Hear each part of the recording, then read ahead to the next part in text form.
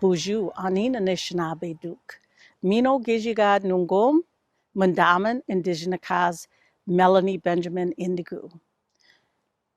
I am Melanie Benjamin, the elected Chief Executive for the non-removable Mille Lacs Band of Ojibwe.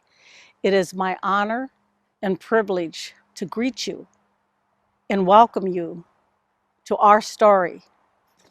The non-removable Mille Lacs Band of Ojibwe has a rich history and culture, and our relationship with the United States as a sovereign nation dates back before the state of Minnesota was established.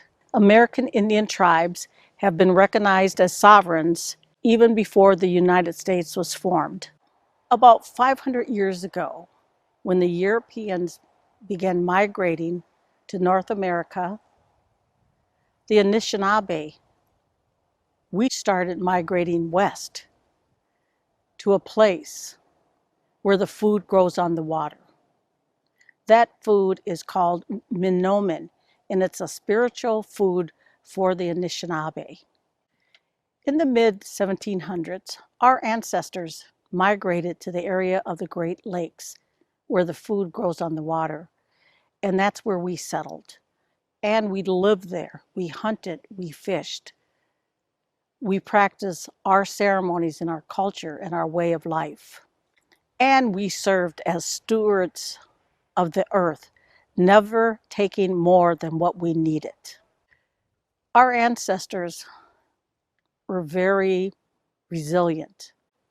And even though we were in a place in history where the big timber companies worked with the government and wanted to remove the Mille Lacs Band of Ojibwe, our ancestors said, no, we are non-removable. And that's where we are still here today on the shores of the great Mille Lacs Lake. The non-removable Mille Lacs Band of Ojibwe has a unique relationship with the United States, also with the state and local governments as well. As the band's democratically elected chief executive, it has been my honor and privilege to represent the over 4,800 tribal members and to say miigwech and thank you for the opportunity to share a very small part of who we are as Anishinaabe.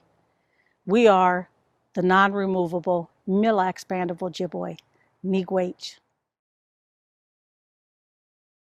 Anin babi togi jigukwe and Shinakaz, Shke Nungum and Witabajim, we win the Mage, Maga Kina, Ishichige, Ma Mrs. Egening, Ma any Deshikumang eo, Ojibwemoin, Minua and Ishnabe Shitwawin. Today I want to talk about some of the efforts that the Mille Lacs Band is moving forward in regards to language revitalization and cultural revitalization. We're doing it for the sole purpose of helping our community members as individuals and families and as a whole in the community to be well and to know themselves as Anishinaabe people. So first I want to show you a little bit about this book here. Akwe Nui Tabajim, meaning I want to tell a story. This book was created by first language speakers and second language learners in a team-based project. And this is a resource that the Mille Lacs Band of Ojibwe has developed to support language revitalization. Mio gai guyan gi kui was ensuyan, geni jichigean in dajinini decade a Anishinaabe. Got to bajmo da obizan, got to bajmo toajan au gimewan. Migo panegi nazika gea, giabajit chigazo ad and giomanidu de wegana gaya jig o makea, shkea au kuenzi bangana tawagi ed o gimawabiban gi jinakazo. Shkeo no de wegana no gi kanawen man. Ema ajimo geju in chigadeg. Midashma ginin azka geang ane ingio de weganag giabajit chigazo adman ne ashing binishke wadi minisanakwang ani nimi dk wadingio anishnabeg minua goge ma guabai ganingi abajit chigazo de weganam gayad. Shkedash gai guyan mijigwa ma bindegeang ane bakishiminda au manidu de wegan wa abajit chigazo mietago. A pige baziguyan ma gishpinwi nimian binishke wa kaigansingwi jayan shke gaiguyan gego na ge babame betuken minoa gego na Gaye, Abitukin Ma de Wagan, Wanya Chigazon, Mio Guy Guyan, Gish Binama Baba me between Bongishinan, Gege Gita, Wenda we Sagishin. Shke Mema Gizegami Guyan. Gegu ma anoj danisha chigisuan. Megwa ma iniabadish chigazun manidu de wegan. Minoa migaye gai guyan. Ajagwa ne bakishimendal gimishumasanan. Mima ishbaming jigai au de wegana gayawa dingil manidug. Mima when zabamawad minoa when jatuawa dono or the nishna be mewan any manidu kaned. Shkeda shingil manidu gidaja na migug. Zakabama Ninamadabian Byzantaman Minoa Ganawabian. Inisha Chigewad and Gionishnabig, Megwama Nimi D. Kwad. Shkegeget Oda Minwenda Nawa, Gyo Manidug, Wapamekwa, Weweniman and Amadabid.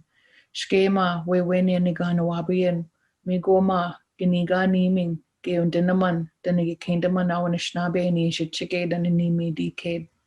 Shkege Gai Guyan, Ajagwa Ganimian. Ganimian Gidao ze kiswa gil mani gil akiwensia gema name nama dabijig danin nawashimoyan in asama bewad gil akiwensia gmida sho geji basikwi wad ge winoa da nimi wad ze kiswa dwa ma na nama dabewad.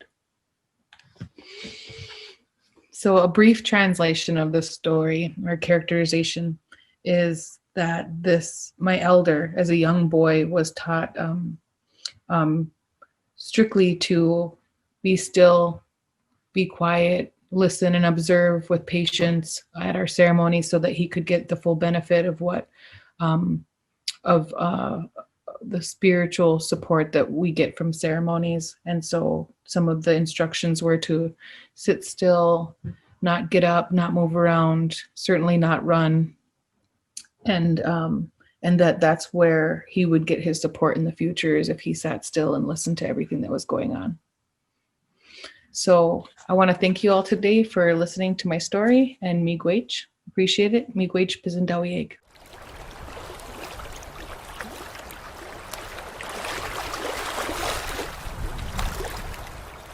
American Indians or Native Americans were the first peoples here indigenous to the North and South American continents. When the Europeans first got here, they started making European-style treaties with the Native American tribes and treated them essentially like governments. Later on, when the United States became a government unto itself, it started entering into treaties with the Indian tribes.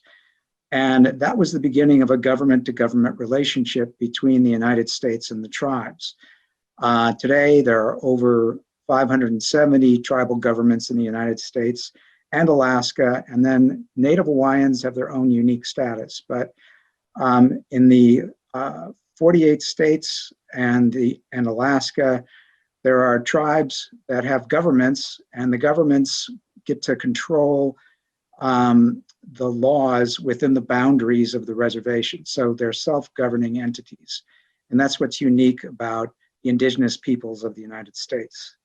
So the Ojibwe people lived in the what would be today the southeast corner of what is now Canada, above the St. Lawrence River, which later became the St. Lawrence Seaway. As the non-Indians started coming into North America, the tribal elders and the spiritual people for the Ojibwe had this prophecy that in order to keep their traditions and their ways, they needed to go find a place where food grew on water. And they ended up following the St. Lawrence River all the way on the southern part of the Great Lakes, all the way over to Wisconsin and Minnesota, where they did indeed find food that grew on water, which they called monoman, or is commonly referred to as wild rice. And to the Ojibwe people, wild rice is sacred. And so every late summer, they go and harvest the wild rice using canoes and traditional ways, and knocking the rice into their canoes and then preparing it for food for the winter. And so that's how they got to the middle of the country from starting out on the eastern side of the continent. They moved more towards the middle side of the continent.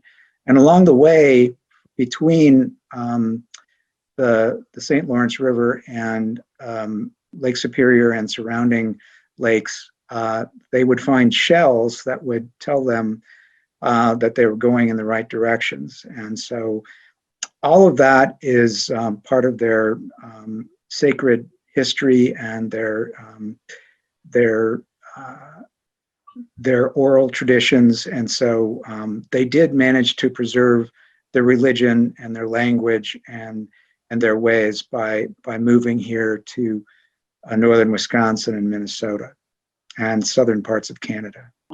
I grew up on the reservation, and I spent a lot of time with my grandparents and my aunties and watching them do a lot of what we call the cultural arts today.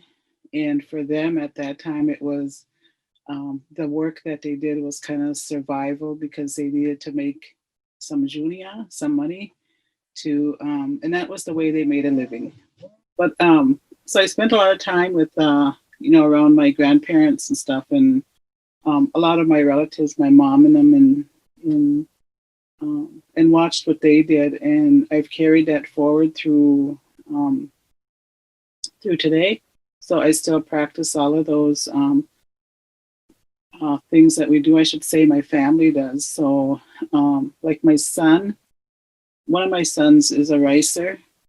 He goes out and rices, and he still does the ricing and finishing it, bringing it to like the finished product the old way. He doesn't use like the mechanical trashers and things like that, but does with the big akata kick, the big cast iron kettle, and does it that way. And then he also does maple sapping, and so that's something that some of the things I taught him and some of the things his dad taught him. We all have a gift to carry forward. And my gift, I think that my gift is moccasin making and beadwork. And I did a lot of the beadwork. I don't do very much of beadwork now, but I continue to do the moccasins for various reasons. I'm always getting requested to make some of those for whatever reason and stuff. And I never keep any of it. So I wanted to, I have one pair that probably my very first pair I made for my son, who is now the ricer and the maple sapper right now. And can I show those to you? Actually, this is his dance outfit when he was like maybe about 3 years old, and now I have it on macoons. So here are the moccasins that I made a long time ago, because my youngest son now he might probably wore them when he was like 4 years old, and now he's 33 right now and stuff. So, and I can't this whole dance outfit, we want to call it a dance outfit because it's on black leather, and it's called applique beadwork on there.